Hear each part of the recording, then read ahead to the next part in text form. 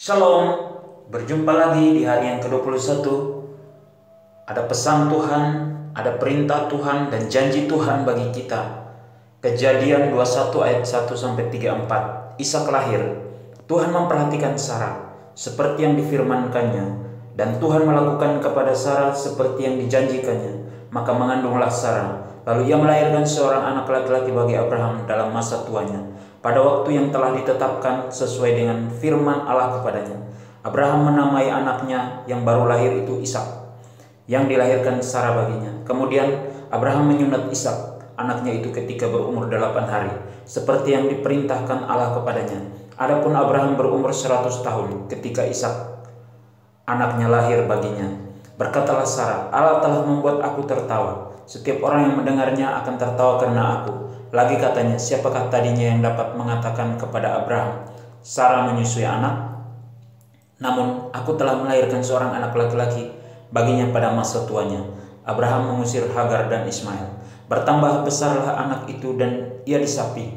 Lalu Abraham mengadakan perjamuan besar pada hari Ishak disapi itu.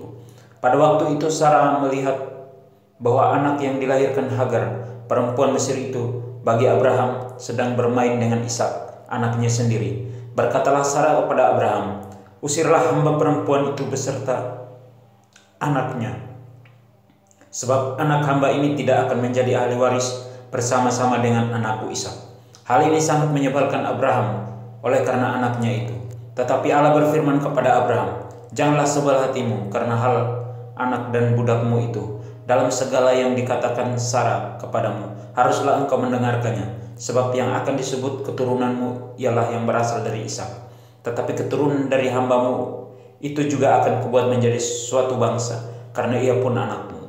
Keesokan harinya, pagi-pagi, Abraham mengambil roti serta sekirbat air dan memberikannya kepada Hagar.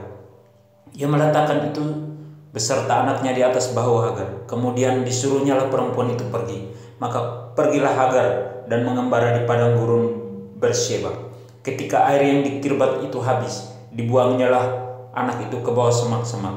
Dan ia duduk agak jauh, kira-kira sepemanah jauhnya, sebab katanya, tidak tahan aku melihat anak itu mati. Sedang ia duduk di situ, menangislah ia dengan suara nyaring. Allah mendengar suara anak itu. Lalu malaikat Allah berseru dari langit kepada Hagar, katanya kepadanya, apakah yang engkau susahkan Hagar? Janganlah takut, sebab Allah telah mendengar suara anak itu dari tempat ia terbaring.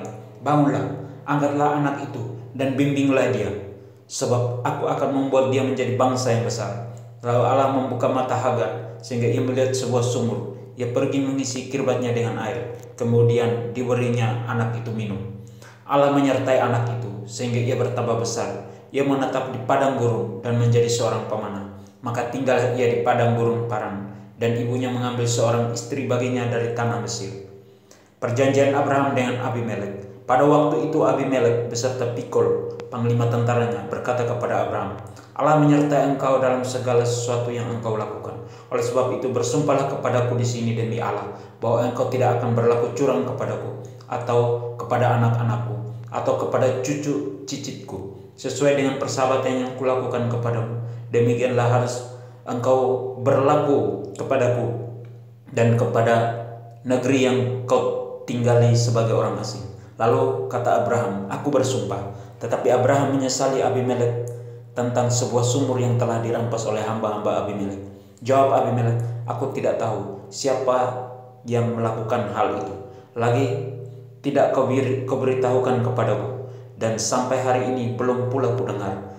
Lalu Abraham mengambil domba dan lembu dan memberikan semuanya itu kepada Abimelek. Kemudian kedua orang itu mengadakan perjanjian. Tetapi Abraham memisahkan 7 anak domba betina dari domba-domba itu. Lalu kata Abimelek kepada Abraham, untuk apakah 7 anak domba yang kau pisahkan ini? Jawabnya, 7 anak domba ini harus kau terima dari tanganku untuk menjadi tanda bukti bagiku bahwa akulah yang menggali sumur ini. Sebab itu orang menyebutkan tempat itu Beersheba, karena kedua orang itu telah bersumpah di sana. Setelah mereka mengadakan perjanjian di Beersheba, pulanglah Abimelek beserta Pikol, panglima tentaranya, ke negeri orang Filistin.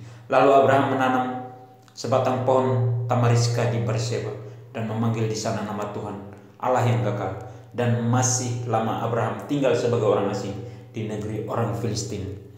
Pesan Tuhan untuk kita hari ini yaitu Tuhan tetap mengingat janji-janji yang telah dijanjikan bagi kita. Perintah Tuhan supaya selalu mendengarkan suara Tuhan dan mentaatinya.